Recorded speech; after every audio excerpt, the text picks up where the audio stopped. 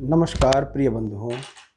अब कि हम और आप बहुत दिनों बाद किसी विषय पर चर्चा करने के लिए उपस्थित हुए हैं, वो इसलिए कि जब तक कोई मार्मिक विषय न मिले या कुछ ऐसी चीज़ न हो जो कुछ नई हो, तो कुछ कहने में और आपको समझाने में समय भी लगता है और अनिर्णित स्थिति भी बनती है। इस बार होली का त्यौहार, जो कि हर वर्ष फाल्गुन कृष्ण पक्ष पूर्णमासी को मनाया जाता है, जैसा कि आप सभी लोगों को मालूम है, होलिका दहन भी कुछ दिन होलिका दहन किया जाता है और रंगोत्सव, कहीं कहीं दुल्हड़ी, ऐसे त्यौहार मनाए जाते हैं। वो कई कई नाम हैं, अलग अलग जगहों पर अलग अलग इसके नाम हैं। बहुत ही शुभ और स्नेह से परिपूर्ण त्यौहार है। सभी प्रकार से सुख समृद्धि देने वाला है। आज हम इसके विषय में इसलिए बात कर रहे हैं क्योंकि इस बार इसमें कई प्रकार से भ्रम भी है और अनिर्णित स्थिति है कि होली मनाई किस दिन जाए और जलाई किस दिन जाए। इसीलिए पंचांग के अनुसार होलिका दहन 17 मार्च के गुरुवार के दिन होगा। ये तो ठीक है, पंचांग के अनुसार लिखा भी हुआ है कि 17 मार्च को होलिका दहन और 18 मार्च को रंगोत्सव किया जाए। परंतु फाल्गुन तिथि की पूर्णमासी का प्रारंभ 17 तारीख को दिन में 1:30 से हो जाएगा और 18 तारीख को दोपहर में 12:48 पर समाप्त हो जाएगा। यानी होलिका दहन पूर्णमासी को ही होना चाहिए, ये शास्त्रोक्त नियम भी है। परंतु इसमें एक सबसे बड़ी समस्या यह आ रही है कि इस बार भद्रा, जिसमें होलिका दहन निषेध किया जाता है, वह पूर्ण काल तक चल रही है। क्यों? इसमें भद्रा का त्याग जरूरी है, परंतु धर्म सिंधु नामक ग्रंथ में कहा गया है, सा प्रदोष व्यापिनी भद्रा रहित ग्रहिया। होलिका दहन पूर्णमासी तिथि में भद्रा रहित काल में ही करना चाहिए। साथ ही इसी ग्रंथ में ये भी कहा गया है कि प्रदोष काल में भद्रा हो और निशीथ काल से पहले भद्रा समाप्त हो जा रही हो, तब भद्रा को समाप्त होने में निशीथ काल यानी मध्य रात्रि से पहले होलिका का दहन होना चाहिए। लेकिन यह नियम इस साल लागू नहीं हो रहा है, क्योंकि इस बार 17 तारीख को प्रदोष काल में भद्रा है, मध्य रात्रि में भी भद्रा है और उसका साया बना हुआ है। इसके साथ ही अगले दिन प्रदोष काल से पहले पूर्णमासी समाप्त हो रही है। ऐसी जगहों पर हमारे यहाँ ग्रंथों में कई जगह कहा गया है कि भद्रा का पुच्छ पूंछ मुख छोड़ देना चाहिए। भद्रा का मुख काल को छोड़कर होलिका दहन करना चाहिए। इस नियम के अनुसार 2022 में होलिका दहन तो किया जाएगा, परंतु 17 तारीख को शाम को 6:33 से रात में 8:58 तक के दौरान प्रदोष काल में होलिका दहन किया जाना चाहिए। क्योंकि होलिका दहन के लिए कई प्रकार के इस बार भ्रांतियां भी हैं, परंतु होलिका दहन पूर्णमासी को ही होना शास्त्रोक्त और पूर्ण रूप से उत्तम है। उसी दिन शास्त्र सम्मत यही है कि उस दिन उत्तम ही होगा, क्योंकि भद्रा का साया नहीं रहे, क्योंकि इस समय में भद्रा का साया नहीं रहेगा। मतलब जब पूर्णमासी हमारी खत्म हो रही है तो भद्रा भी खत्म हो रही है। इसलिए रंगों की दुल्हड़ी जो बोलते हैं, घुलंडी बोलते हैं, वो 18 तारीख को, 18 मार्च को खेली जाएगी। रंगों की होली 18 मार्च को और होलिका दहन 17 तारीख को रात में जैसा मैंने पहले बताया 6:30 बजे के बाद किया जाएगा, क्योंकि भद्रा के मुख में ही निकल जाना चाहिए। निशीथ ये है, इस वर्ष भद्रा का निशीथ बाद तक है एवं भद्रा का मुख दिन में ही निकल जाएगा, क्योंकि भद्रा जो हमारी शुरू हो रही है 1:30 पर, तो 6:33 तक मुख निकल जाएगा। भद्रा का मुख निकलने के बाद होलिका दहन किया जाना शास्त्रोक्त सम्मत है, क्योंकि फाल्गुन मास का पूर्णिमा का प्रारंभ 17 तारीख को 1:30 पर, फाल्गुन पूर्णिमा का समाप्त 18 मार्च 2022 को 12:48 पर और भद्रा का मुख 17 मार्च को रात 9 पुक्ष जो काल जो है वो 9:04 से 10:14 तक है। होलिका दहन का समय भद्रा का मुख छोड़ दीजिए, पुक्ष छोड़ दीजिए, बीच में यानी 6:33 से 8:58 तक कर किया जाना शास्त्रोक्त सम्मत है। क्यों? यह भद्रा इस बार कई योग लेके आई है, जैसे बुधादित्य योग है और इसमें कई शुभ योग हैं, शुभ नक्षत्र हैं, शुभ करण है और कई प्रकार से उत्तरा फाल्गुन नक्षत्र, पूर्वा फाल्गुन नक्षत्र उससे पूर्व है। मतलब गुरुवार को पूर्वा फाल्गुन नक्षत्र में होलिका दहन सर्वोत्तम है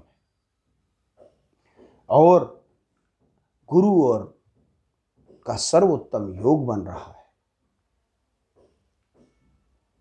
सभी परेशानियों को दूर करने के लिए, सभी प्रकार के सुख समृद्धि के लिए जो शास्त्रोक्त नियम है, जिस प्रकार से हमने धर्म सिंधु में और विद्वानों से परामर्श करके जो निर्णय निकला है वो मैंने आप लोगों को आपके सामने प्रस्तुत किया है। अब मैं आपको वो बता रहा हूं कि किस राशि वाले क्या क्या पूजन करें और क्या क्या किस रंग से खेलें। मेष राशि वाले एक जटा वाला नारियल ले लें और जटे नारियल के ऊपर कलावा लपेट करके मंदिर में रख के कुमकुमाद से पूजन करके, बतासे आदि से पूजन करके होलिका में चढ़ा दें स्वास्थ्य लाभ के लिए। और मेष राशि वाले पीला रंग, नीला रंग, नारंगी रंग का प्रयोग करें, पूर्ण रूप से शुभदायक, शुभ फलदायक होगा। वृष राशि वाले होलिका में कपड़े, गुलाबी कपड़े पहने, पूजा की सामग्री में सुपारी, 5 लौंग बांध करके एक पोटली बना करके लाल कपड़े की और चंदन और इत्र से उसका पूजन करके 7 बार अपने ऊपर से उतार करके होलिका की अग्नि को अर्पित करें। और वृष राशि वाले विवाहित लोग पत्नी को होली में गुलाबी रंग लगाएं, दाम्पत्य जीवन में सुख और समृद्धि पैदा होगी। काला रंग नहीं लगाना चाहिए वृष राशि वालों के लिए।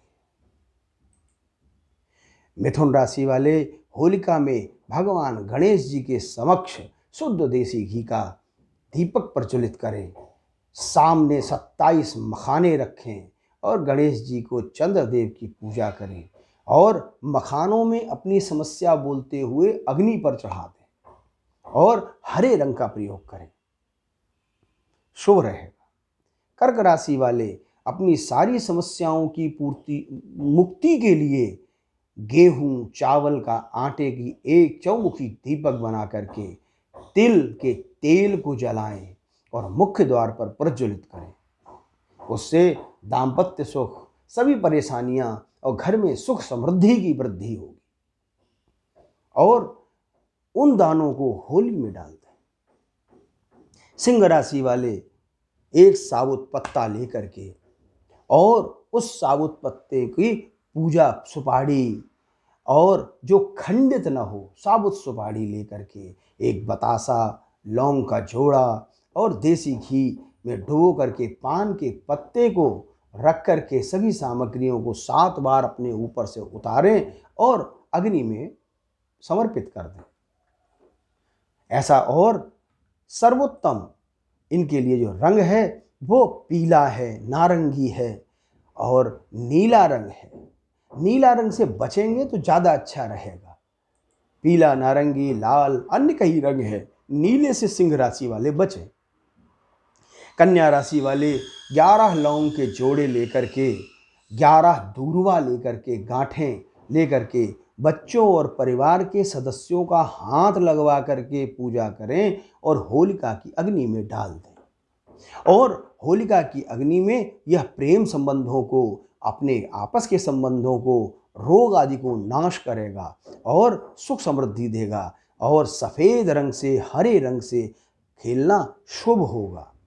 नीला और लाल और नारंगी तो सबके लिए सर्वोत्तम है, पर कुछ रंग काफ़ी अच्छी प्रभाव भी देते हैं। तुला राशि वाले माँ काली का आराधना करें। काली की पूजा करने से शुभ फल प्रदान होगा। जायफल, अक्षत और मिश्री कुछ दाने रख करके घर में घुमाएं और उसके बाद अग्नि में आहुति दे दें। और घर के द्वार पर, मुख्य द्वार पर कुमकुम रोली के चिन्ह, ओम का चिन्ह बनाएं। उसके बाद सर्वोत्तम ये है, लाल, नीले, पीले रंग से इनको बचना है। बाकी सिल्वर है, सबसे अच्छा रहेगा इनके लिए।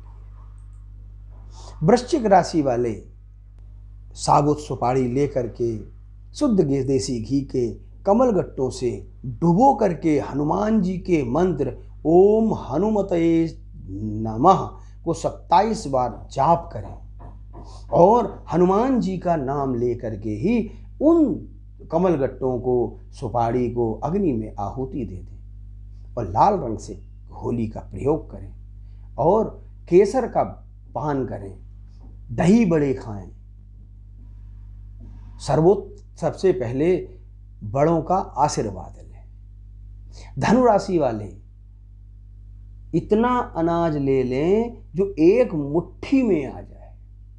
एक सूखा नारियल, जिसको गोला बोलते हैं, गिरी भी बोलते हैं, उसको काट करके 7 तरह के अनाज अगर मिल जाएं तो पूजा करके उसमें भर लें। नारियल को माथे से घुमा करके अग्नि में चढ़ा दें और नवग्रहों की संबंधित सारी समस्याएं दूर हो जाएंगी। गुलाबी रंग, पीला रंग, लाल रंग से शुभ माना गया है। मकर राशि वाले एक पीपल का पत्ता लेकर के आधा मुट्ठी काले तिल और घर के पश्चिम ओर रख करके संध्या काल में होलिका दहन हो तो उस पत्ते को उसमें समर्पित कर दें, आहुति दे दें। परिवार में, जीवन में जो भी समस्याएं हैं वो सब समाप्त हो जाएंगी, सुख समृद्धि प्रदान होगी और सभी प्रकार से सुख समृद्धि की स्थिति होगी। और गुलाबी रंग का प्रयोग करें। कुंभ राशि वाले सभी प्रकार से सुख समृद्धि के लिए अपनी आयु के बराबर गिन करके साबुत उड़द के दाने लेकर के पान के पत्ते पर रख करके होलिका में दहन कर दें। नीले और हरे रंग से होलिका खेलें। मीन राशि वाले एक हल्दी की गांठ ले लें, एक सुपारी ले लें, कपूर अन्य सामग्री लेकर के पान के पत्ते पर रख करके होलिका में अपने ऊपर से 7 बार उतार करके अग्नि में डाल दें और शारीरिक कष्टों से मुक्ति होगी। साथ ही उनको सभी प्रकार से पीला, नारंगी, सभी प्रकार से काले रंग का परहेज करना है। इस प्रकार से करने से यह होली जो है राशि निम्न राशि वालों के लिए सर्वोत्तम सुखफल प्रदायक होगी। इसी कामना से आप सभी को होली की बहुत बहुत शुभकामनाएं। भगवान महादेव आपके घर में सुख, समृद्धि और ऐश्वर्य प्रदान करें, व्यापार की वृद्धि करें। इसीलिए मैंने आपको सभी राशियों के अनुसार रंग और दान और पूजन सभी कुछ मैंने इसीलिए बताया है। उस प्रकार से करें। भगवान महादेव सांब सदा शिव आपकी परिवार की और सभी का मंगल कामना करेंगे। अब हमसे आप इसी प्रकार जुड़े रहिए। अगला संस्करण नवरात्र का हम आपको नित्य का पूजन और नित्य का आराधना आपको हम बताते रहेंगे। नवरात्र से हमारा संस्करण नियमित प्रारंभ होगा। नमस्कार।